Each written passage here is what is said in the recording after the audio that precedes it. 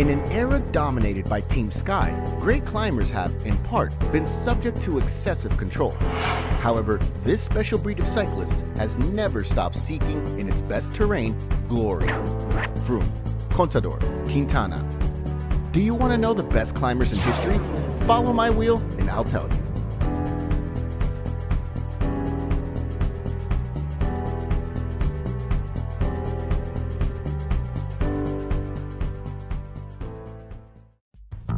We continue with our series of the best climbers, decade by decade, so that it's you, with your votes, who choose the best climbers in cycling.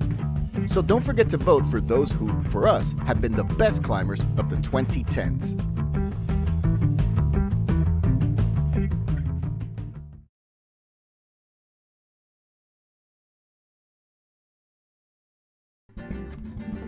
Another great climber of the inexhaustible Colombian school.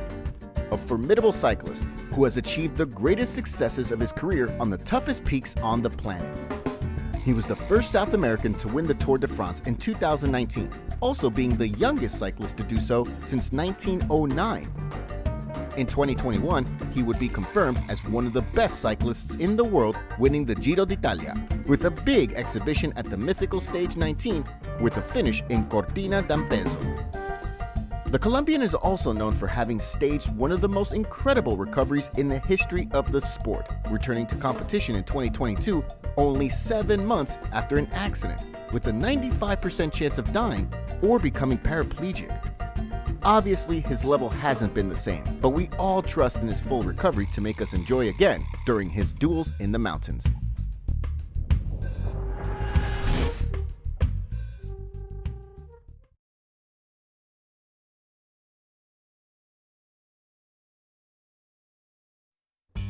One of the best Spanish cyclists in history, charismatic and with an impressive track record, despite never having won a Grand Tour.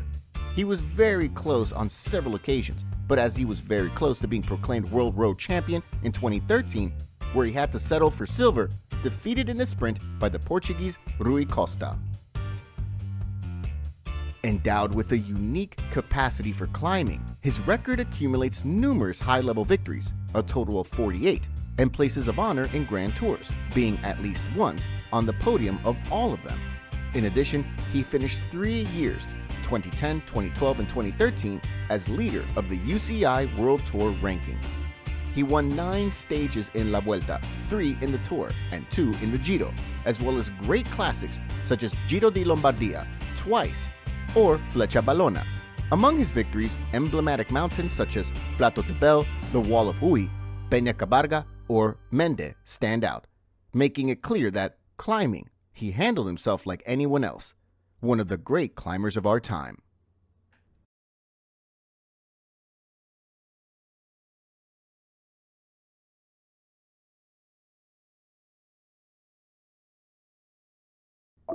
The last French hope, together with Thibaut Pinot, to regain the hegemony of his great tour.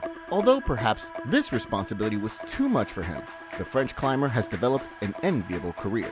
With a fighting and aggressive spirit, he has obtained his best results in the Tour de France, where he accumulates 2 podiums in the general classification in the 2016 and 2017 editions, 3 stage victories, in addition to having won the mountain classification in 2019 and the Combativity Prize in 2015.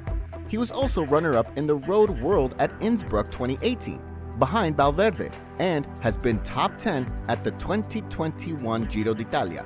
Victories like Piragoud, Saint-Jean-du-Maurienne, Pralup, or Cima de Lluercas are a sample of his quality as a great climber, of course among the best of the decade.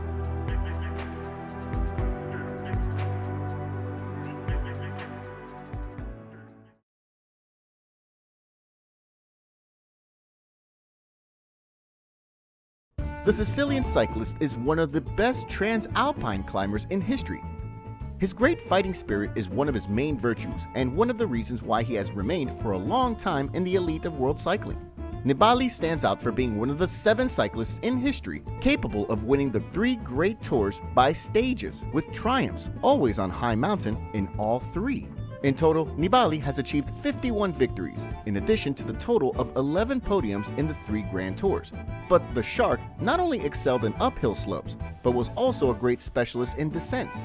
This led him to conquer also several monuments such as the Giro di Lombardia and Milan-San Remo, one of the most complete riders of the 21st century.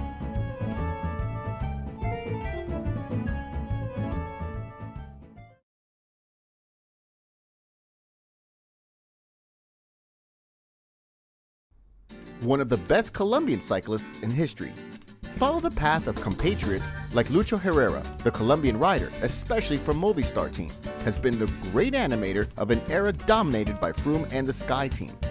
Although Colombian fans expected something more from Nairo, especially after he finished second and as the best young man in the Tour de France in 2013, at just 23 years old, his final triumphs in Giro and Vuelta give a measure of his quality. His great triumphs came almost always alone, after great starts during the ascents. Proof of this are his great victories in the Blockhouse, Formigal, Lagos de Covadonga, or in Col du Portet during the 2018 Tour de France. Undoubtedly, one of the largest within the great lineage of Colombian climbers.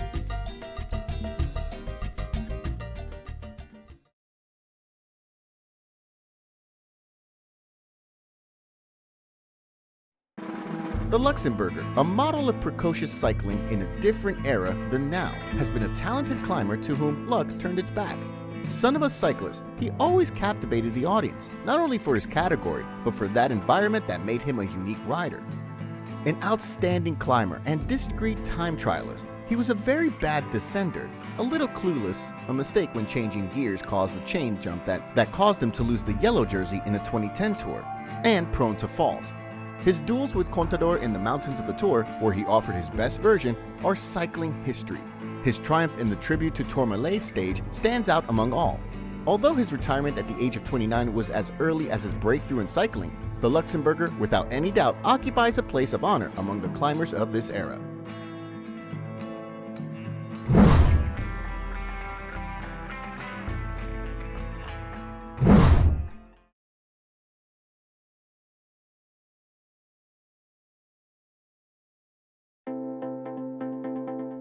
The Briton has exercised a fierce dominance for much of the decade, with 7 victories in Grand Tours, confirming himself as one of the greats in history. Although it has coincided in the heyday of the Sky team, nobody can deny that Froome, to us, has beaten the best in the face-to-face. His characteristic style, with his attacks sitting in the wheels and his excessive dependence on his potentiometer data, made the British rider never connect unconditionally with the fans.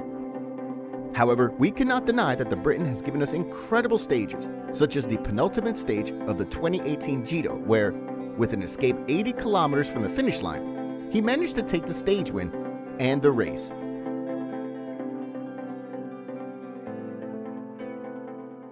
His ascent on foot through Mont Ventoux is already part of the history of the Tour de France and cycling. 4 victories in the Tour de France, one in the Vuelta and another in the Giro, catapult Froome directly to the Olympus of cycling.